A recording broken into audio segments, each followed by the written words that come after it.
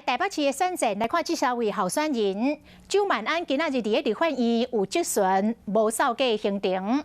黄珊珊是主攻文山区的菜市啊，陈时中是到北投来拜票。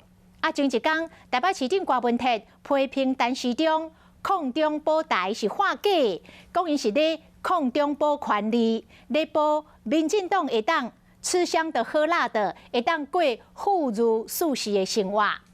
陈时中是来回应讲，抗中保台是 DNA， 讲保护台湾是基本的意识。含团上在前翕上，民进党台北市长候选人陈时中来到北投，支持者拢真欢迎。不过今日去市场进前发生小插曲。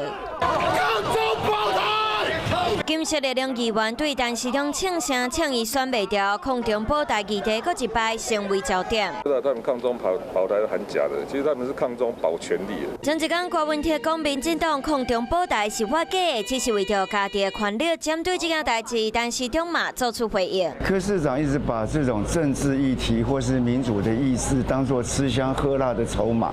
对我们而言，我们抗共保台是我们的 DNA， 是我们保护台湾的一个基本的意识。国民党候选人周万安嘛强调，维护台海区域稳定是上坚定的立场。坚定的立场就是捍卫中华民国的主权，坚守我们台湾的民主、自由、法治，积极的维护区域的和平稳定，这是我们非常坚定的立场。而且，我们都热爱中华民国，爱台湾是大家的共识。